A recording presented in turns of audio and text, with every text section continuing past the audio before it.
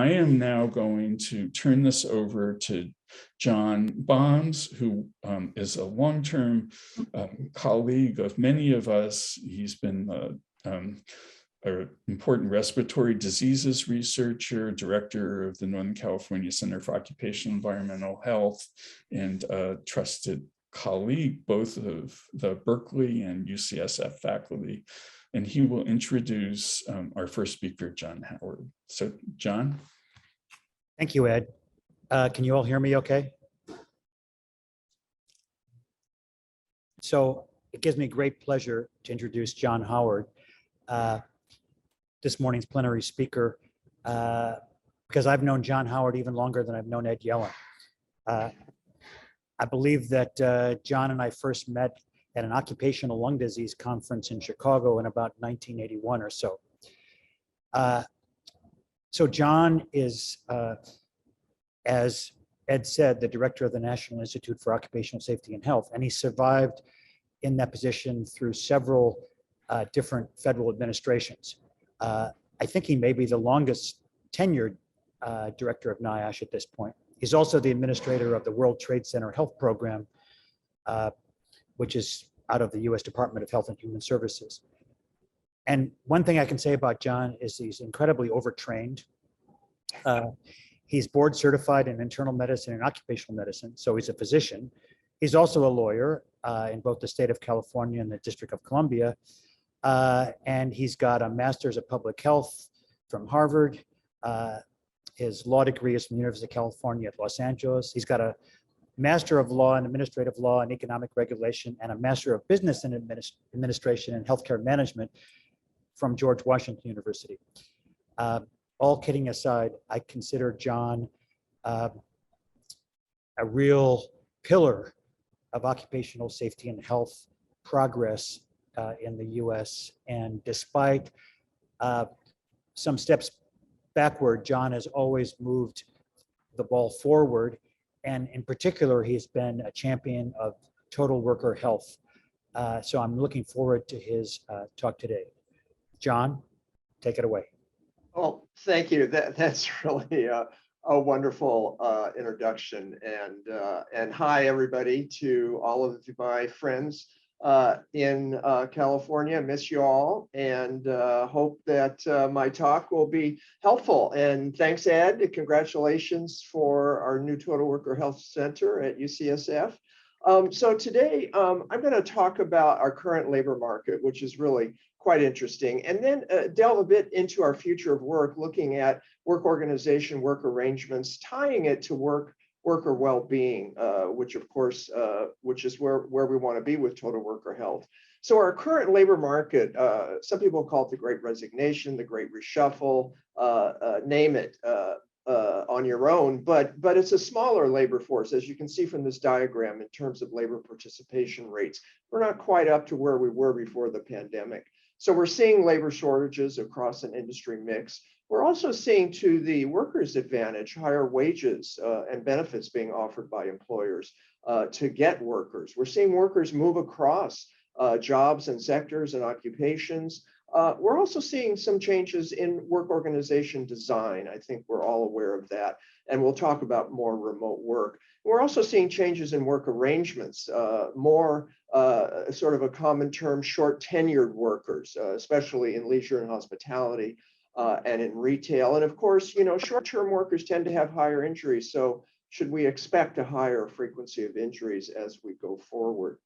So this is a busy slide, but I wanted to get to the far right-hand side, which goes through sort of a very low point in wage growth, but we've seen 4.9 in 2020. That's because a lot of people lost their jobs, and the folks that were left were terribly high wage earners.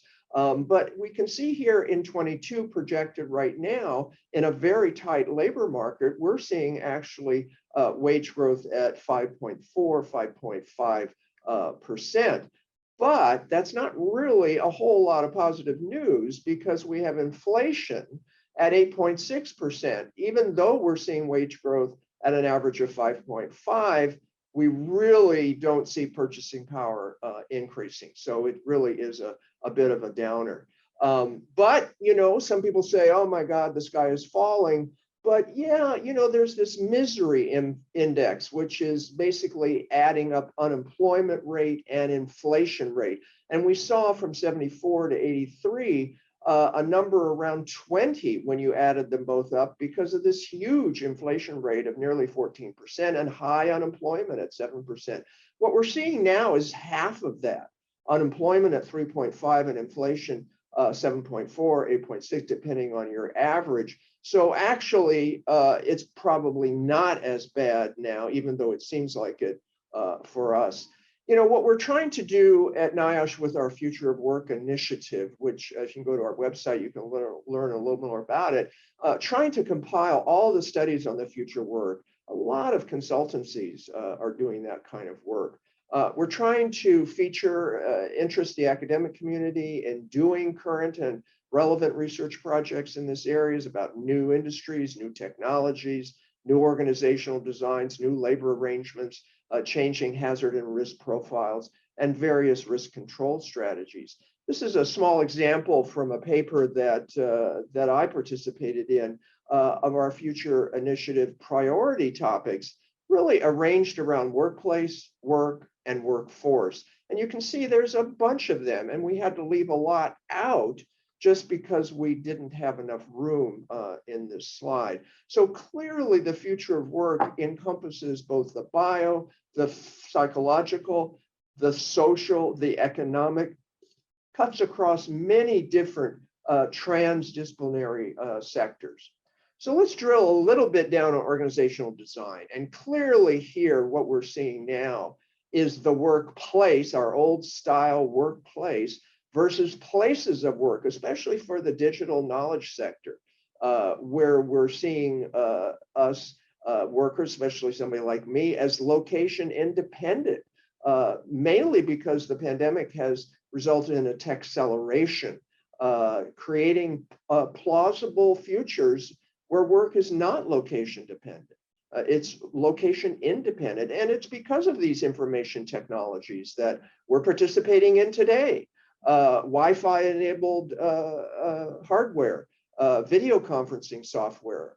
Many companies, including Zoom, Teams, and others, are trying to connect us, even though we don't want to be physically proximate to each other.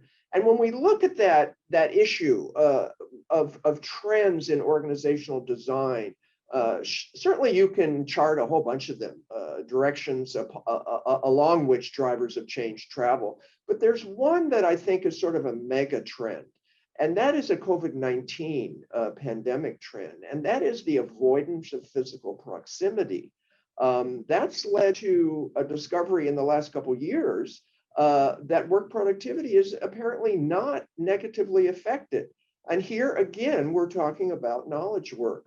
But when you look at this diagram from McKinsey, you can see here in the center of the circle, the high physical proximity type work. Certainly healthcare is in that area, personal care, construction, leisure, travel, all of those things. As you make your way along the blue dotted lines, you get to the outside of the circle where you go from high physical proximity to low. And indeed, that seems to be creating a new job risk categorization that we've been trying to assess for the last couple of years, at least at CDC and NIOSH, we've been trying to do that. It's sort of, your low risk physical presence is not required at all. Well, you go a little higher risk, physical presence is required. Physical presence and physical proximity is required. Not only are you required to be at a workplace, but you're also to be close to your retail customers, let's say, or to your patients. And again, physical proximity and physical proximity are required, and for long durations. So you can create a spectrum, a continuum of an interesting job risk categorization that we haven't seen before the pandemic. And indeed, that's led us away from what we were doing in 2019, where we were terribly location-centric, which really is a throwback to the 19th century industrial era of very manually intensive manufacturing work and physical labor. Now, our services sector, our knowledge sector, digitally enabled, that's 80% of the economy. So going forward from 2022 on, this is my term, we've got to adapt to a corona normal future of work, understanding what the plausible futures are for remote and hybrid work. And also for location dependent workers. How do we protect them in the current surge that we're seeing in New England, in New York, the Upper Plains, that bound to come as the summer through the South and to the West. So when you look at remote workers, you can look at a whole bunch of different industry sectors, and you can see from this diagram, the ones that outpace the other sectors in terms of remote enabled, remote capable are business and professional services, financial activities, and information sector. The other ones are not. Now, and you can see here in blue, the new remote workers that suddenly got this nomenclature, this nominative in 2021, and indeed in 2020. We're sort of backsliding a bit on the 2020 remoters, but we're adding new ones in 2021. Clearly, workers, knowledge workers seem to like this. They like the balance between work and personal life, but they also feel less connected. And that's a real issue. This employers, in the beginning said, oh, everyone's going to come back to work. Jamie Dimon was famous for that. Other financial firms said, well, great, Jamie, we're just going to recruit off of the people that you're forcing to come back to work that don't want to. So this clash between what employers think and workers think is probably going to continue. And we'll have to see what kind of arrangements we make in the remote area. But clearly, we're in this hybrid organizational design world. And it has its positivities, as I mentioned, increased productivity, more job satisfaction, better work-life balance, fewer commutes, for sure. That's the one thing workers do not like, especially in large urban areas. And also new employment opportunities for parents with childcare responsibilities, people living with disabilities that have difficulty navigating the employer's workplace. They're very happy with this. 4 negatives I wanted to mention. One is the blurring between work and personal life. Clearly, people ask, do I work at home or do I live at work? And I'm sure we've all asked ourselves that, those folks that have been doing remote work at home. Then there's this proximity bias that's being written about and studied and has been studied about people who worked mainly from home from 12 to 17. Before the pandemic, they were 50% less likely to be promoted because their office-based colleagues were present. The employer, the supervisor could see them.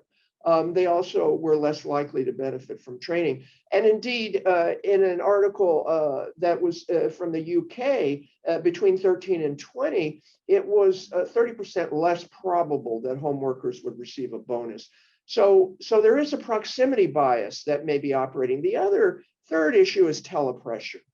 This idea that there's a constant preoccupation at work because there's no commute that separates work from home. You're always there. So some people have had to say 5 o'clock, I'm shutting this computer off, etc.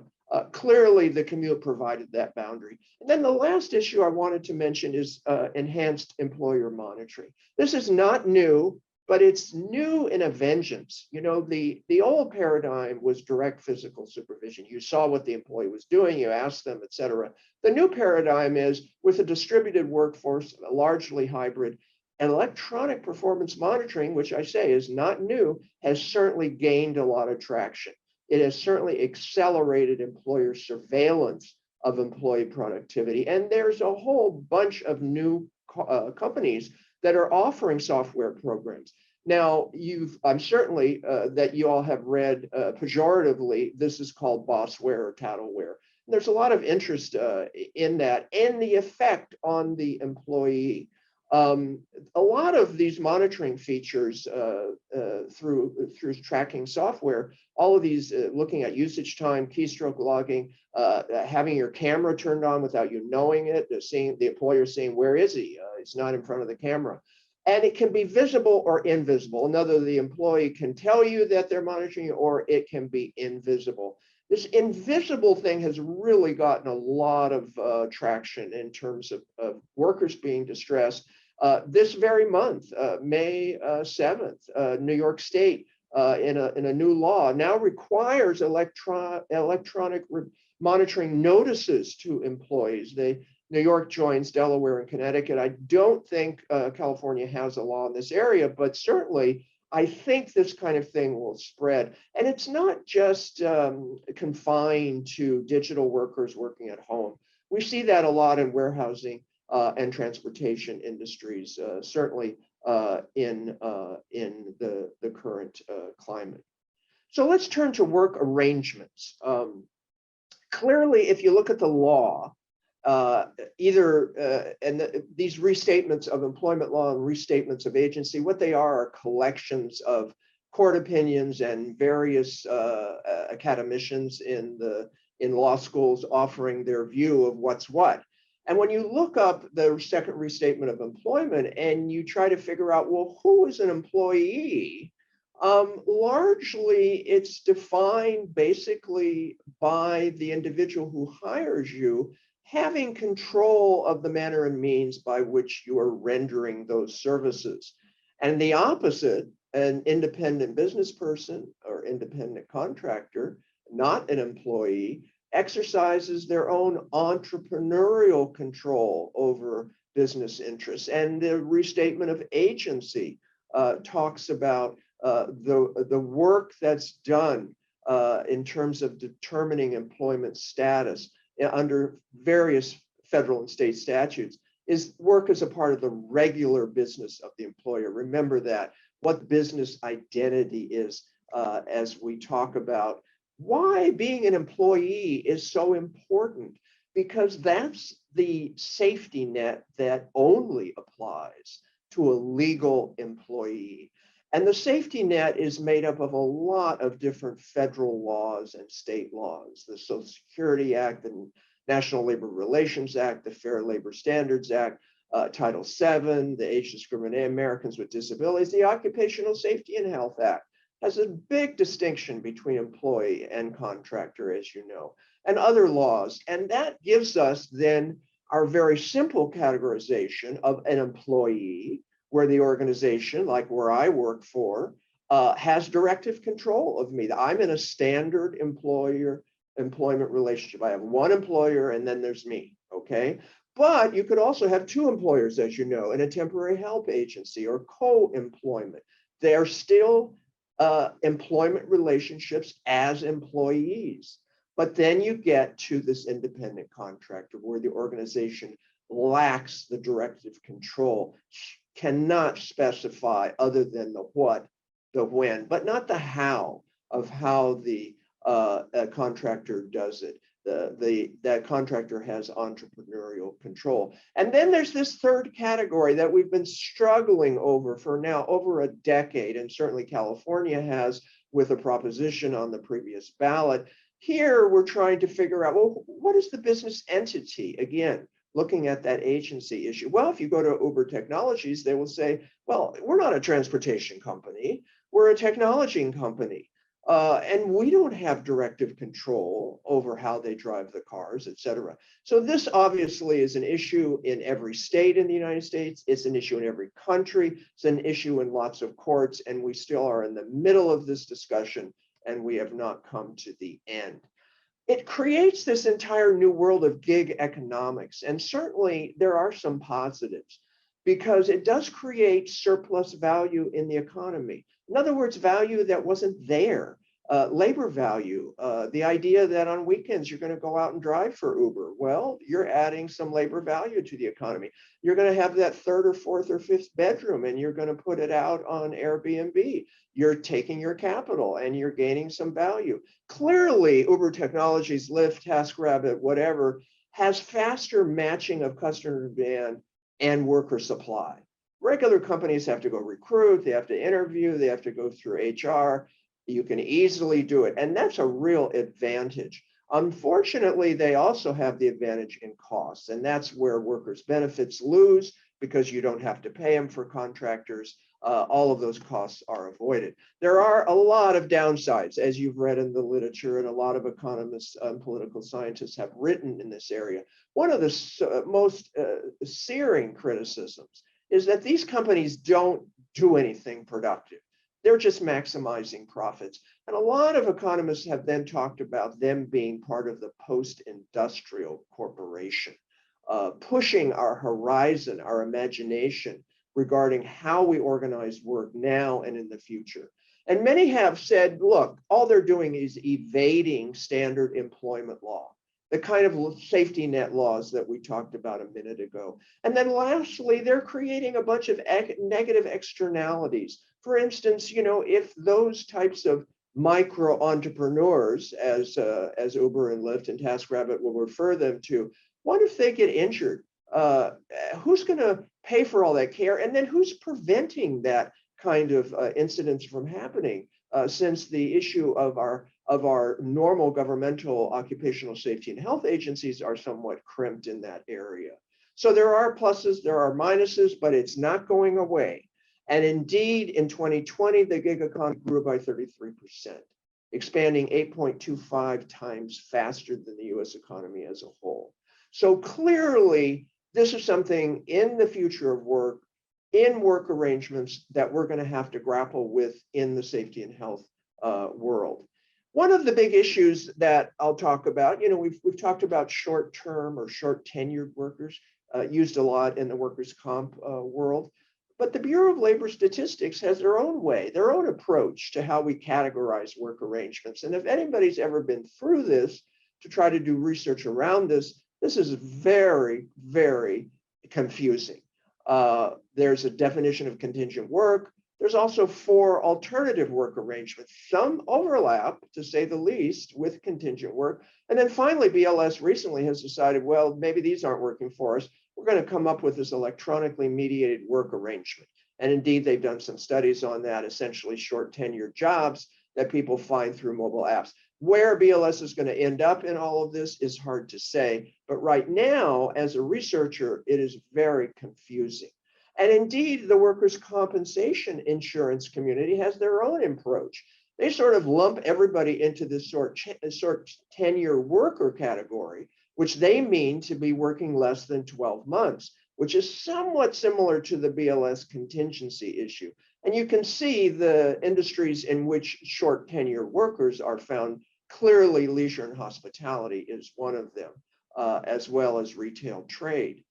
In terms of the research challenge in studying work arrangements, so we can see whether or not there's a relationship to worker well-being of these various arrangements, we have no commonly accepted definitions. This has been a big struggle for researchers. And there are very definitional approaches. We reviewed the legal approach. We reviewed the BLS approach. We reviewed the workers' comp approach. And we at NIOSH and our researchers have decided, well, look, we're just going to have some characteristics that are very common. They tend to cluster together, like job tasks under the control and direction of an employer entity. Are they secure? Are they often career in length? Is there stable remuneration, employer provided benefits, regularized scheduling, adequate social flexibility, paid? We're going to call that an approach. And we're going to say if they lack these, then we're going to define it in another way. Maybe standard, maybe non-standard. That's pretty much where a lot of researchers in NIOSH are at. And then on top of it, we have a conference in which precariousness is in the title.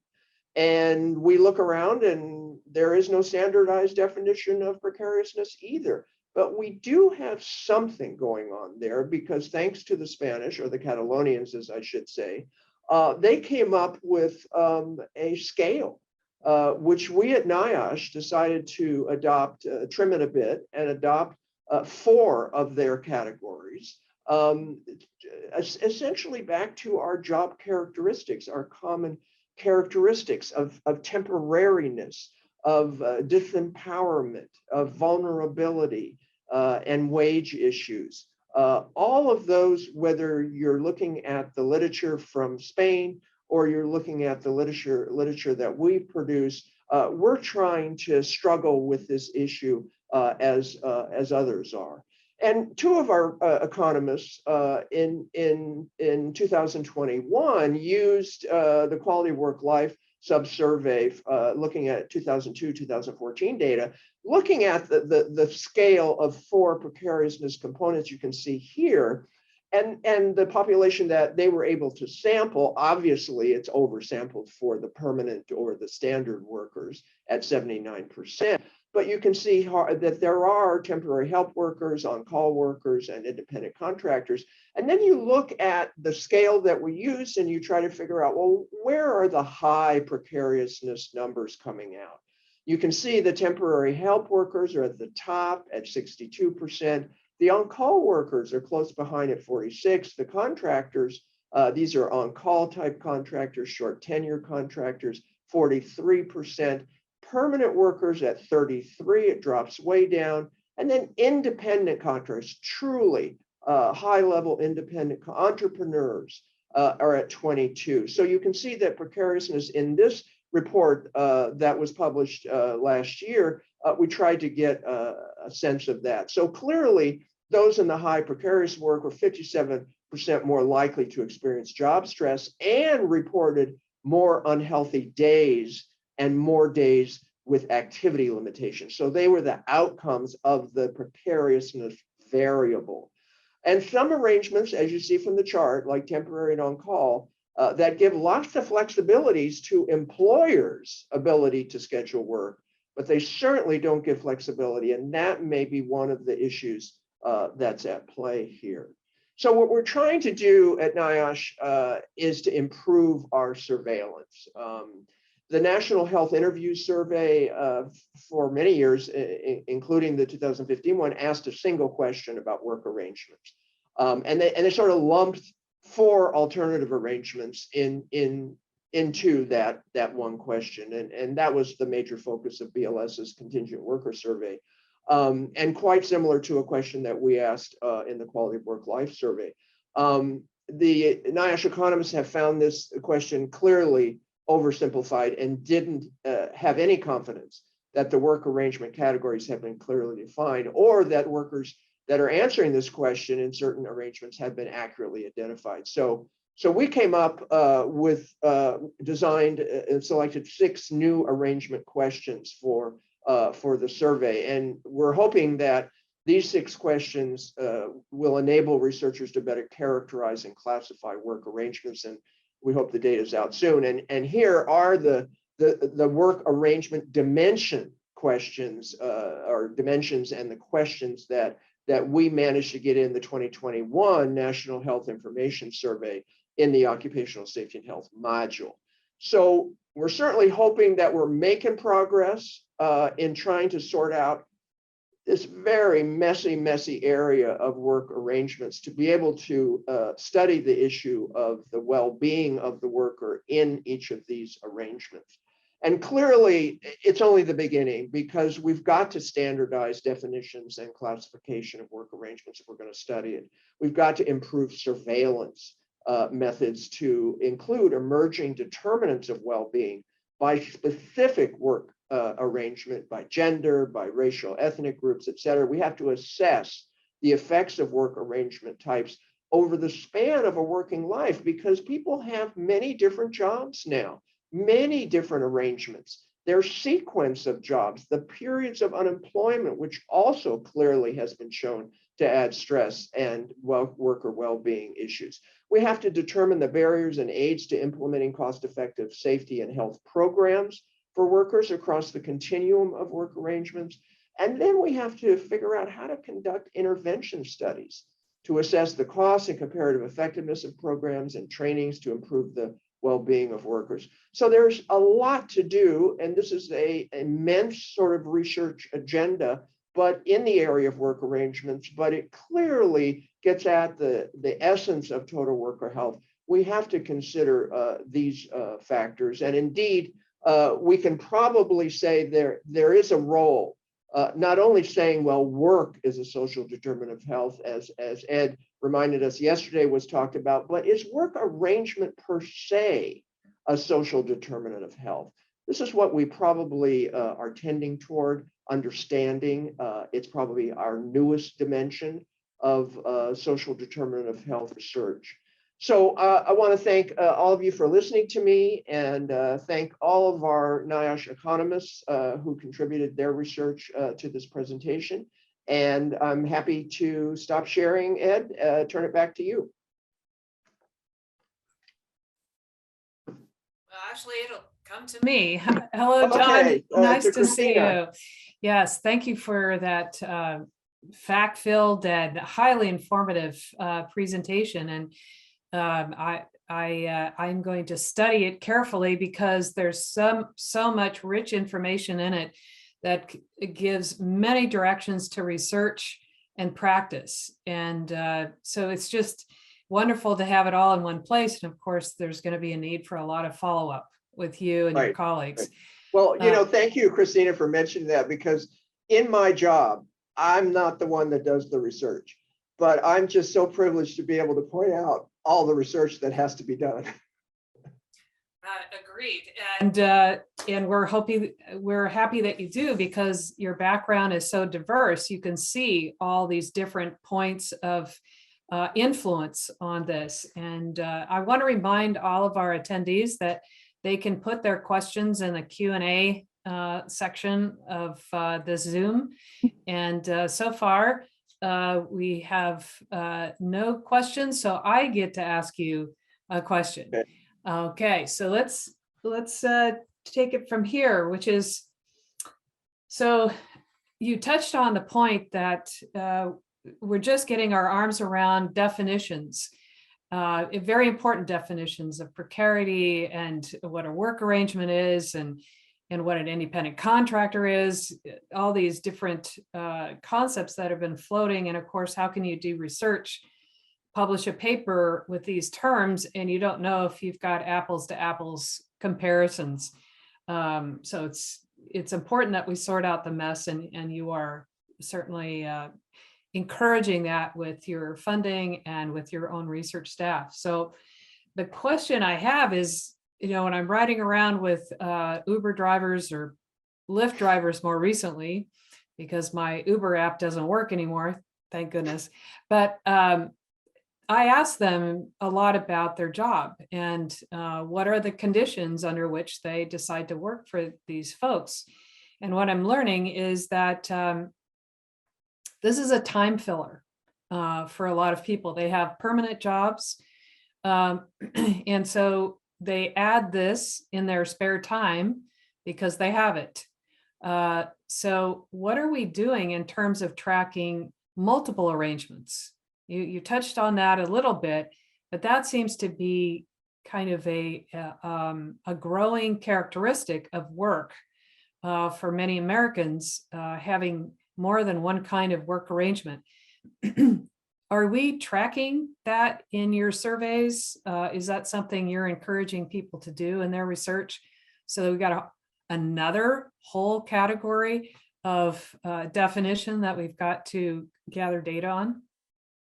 Well, this is really a fabulous question, and it opens up just a lot of issues in terms of trying to figure out what exactly we're studying here. There is the concept of the main job, and then there's the concept of the main job plus. And I'm not 100% sure how we get around researching the two. Clearly, it's easier to assess the main job because usually it falls into the more standard category. Then there's the main job plus, which you can sort of understand. It's probably more really volunteer, really discretionary. And I think then there's the gig job solely, people who do only that. And that's probably a group that the contours of which, the prevalence of which, and a lot of things that we want to know about, we don't know about right now. So sorting out not only the particular arrangement so that you can figure out, as you say, we're talking about apples here altogether and oranges, and finding those people and bringing them into recruiting them and bringing them into a study is just another huge challenge too. So I think that, you know, the effort that all of us are trying to make, and I give a lot of kudos to the economists at BLS, because they're really struggling with this, as you can tell. Anybody that comes up with 7 different ways to categorize somebody who's doing economic work, you know there's a problem. And they've got, you know, since they added the new electronically, you know, intermediated category, they now have 7. And when you really drill down to those, sometimes you have to read them 3 or 4 times to figure out, are they really different from the one before? And then the workers' comp folks have totally given up that, and they've just decided, okay, well, if you work for less than 12 months, we're going to put you in that category. If you work longer than 12 months, you're going to put you in this other category. So I think that the answer to your question is yes, we would very much like to sort all of this out. We're very much interested in researchers, both epidemiologists, economists, political scientists, these other disciplines that we haven't really seen in occupational safety and health as our core curriculum. So to bring them into the mix, be able to say, you know, what's your approach to this problem? How would you approach it? And I think our economists, you know, looking at these 7 categories, basically gave up and said, okay, well, we're going to define this every time we put a group together to study in terms of our common characteristics. And if you have these characteristics, we're going to call you whatever. If you don't have those characteristics, we're going to say you're something else. And I think a lot of researchers resort to that if you look at some of the literature. So it's a mountain to climb. There's no doubt about it. And we welcome, you know, lots of thinking in this area. And I'd also like to give a kudos to the folks in Spain and Catalonia, Banac and Vives and Mabile. They've studied this for years. We learned from them. Their scale, the EPRA scale, I think will be looked upon 20 years from now as the beginning of a rich research continuum. We truncated their scale a bit to make it a little more manageable. And that may be helpful to researchers to at least start out with those common characteristics. But this is a big area, huge area. Great. You know, that's helpful, which is we're working on it and we need some help, and we'll pull help from other perspectives that might shed some light on this and help us articulate these different categories. I think that'll be a fruitful approach. So one of the things that occurs to me is about the legal consequences of having multiple arrangements. And just to belabor the point about multiple arrangements, when a person gets hurt, is it the gig work that caused the injury or the illness, or is it the daytime job? So your day job, your weekend job, your night job, you know, how is workers' comp sorting that out at this point? And there are a lot of other legal implications here. Sure. Well, great question. And the comp community has a simple answer for that. Do you have an employer that has a policy? And if you don't, then there's no coverage. For a true gig worker who does not have an employer, let's argue for that, and gets injured, you know, that's where even Uber is starting to say, well, look, maybe, and in some states, Uber is doing that, where you could buy a policy, you can buy a disability policy, you can buy a worker comp policy. That's out of the mainstream too, and the comp community's trying to deal with that also. So you may see, in addition to this sort of future that I'm projecting, where we may see this third category of work increase solely, not just somebody with a main standard job, but also do the gig job solely. I think we're going to see some modifications of the social benefit system around that. So the traditional, let's say World War II, post-World War II safety net laws, we may have to buy our own policies to cover some of those same issues. I think in the occupational safety and health area, you really have a problem because there's such a bright line. And anybody who's ever tried to figure out who's an employee reading the statute, you just have to give up. It's a circular definition. So you have to go to the review commission that basically has said it's a control and direction test. You know, the Department of Labor tried to define independent contractors versus gig workers by the economics reality test in the Obama administration. That was shot down. The Trump administration did not pursue that. And David Weil, who was a nominee for wage and hour in the Biden administration, did not get confirmed. So it's a very touchy political issue. Okay, we've got some questions that came up here. I'm going to ask one from Garrett Brown. Have there been any studies done to date with the many gig workers that do exist right now, like Uber, DoorDash, etc., on adverse health effects resulting from their work, regardless of its characterization? That is, have non-standard work as a factor of their work exposure been properly studied? Yeah, not properly. I would say no, not properly. Some studies, yes. Getting for a researcher to find those workers, I mean, I guess you could gin up your Uber app and start going around and riding around San Francisco and recruiting people that way. In LA, that, you know, Garrett may know, there's an app-based workers type union. I'm not sure exactly if they're still functional, but there's some groups coming together to be able to identify themselves as such workers. And the connection then with researchers, first of all, who are interested in this area and are funded by this area. And certainly at NIOSH, we're happy to receive those kinds of applications for extramural funding. You know, there's a lot of connections that have to be made, I think. And so my answer of no, I don't think it's been properly studied. I think, oh, gig workers rising. Somebody just, Ed put that in the chat. So there are groups that are, I think they're incipient. I think we need more researchers connected to them and get some studies going. Rideshare Uniters, we got another one there. So there are groups that are forming, and I think connecting them with the researchers and funded researchers are great. Sounds good. Alejandra Demenzan asked the question, what research have you seen that includes people employed directly by homeowners, such as domestic workers, home health care, day laborers, etc.? Yeah, another great question in this gray area of work that's becoming less gray and more vivid. You know, we used to think, oh, you know, we don't pay attention to those workers. We're into construction workers and manufacturing workers. I think that's changing. And the question, you know, goes to that issue. There's more interest in it, in doing that kind of research. Again, I think we have to get researchers a little more interested. How do you find all of those domestic folks that are out there in California houses? You know, again, there's some logistical challenges here, and clearly, you know, labor organizations, not only official unions, but these other sort of quasi labor collections, you know, could be very helpful in this.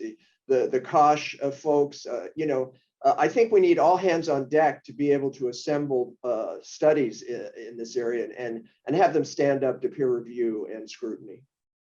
Great. So Laura Stock asks, have you considered adding some specific occupational safety and health elements to characteristics or criteria, such as ability to speak up regarding hazards or being provided with tools or equipment to work safely?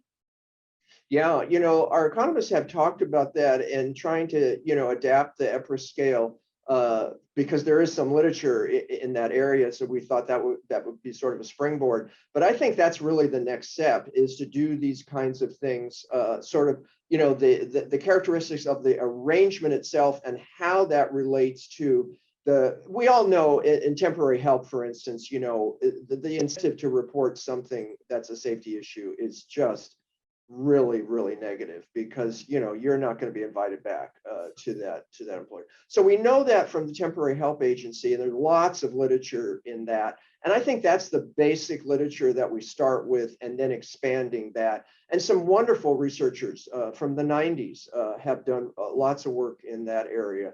I think that's where we need to build.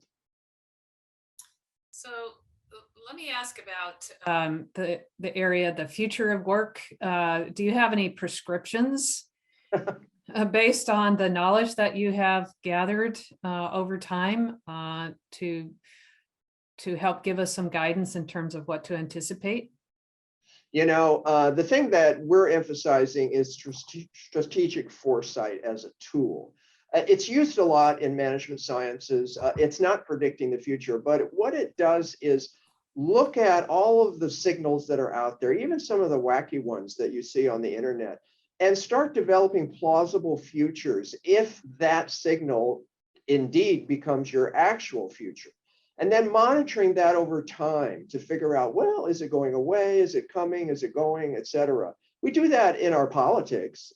People look at various issues. We do that in our social lives, et cetera. We can do that in occupational safety and health. So one of our scientists, Sarah Falconer, and Jessica Strait and I wrote a paper on strategic foresight in the International Journal of Environmental Research that you could get some more information about it. Essentially, we wrote a primer to understand how can you use strategic foresight as a tool to imagine and then chart and then monitor plausible futures in safety and health. And you can do that with robotics, you can do that with AI, you could do that with work arrangements, you could do that with any factor associated with the workplace, work itself, work technologies, or the workforce.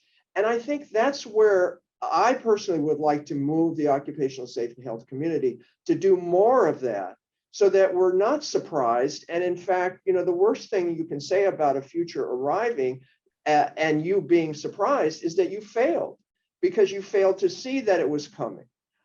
So I just want to, you know, at the inauguration sort of the Total Worker Health Center at UCSF, the future is very broad, very exciting.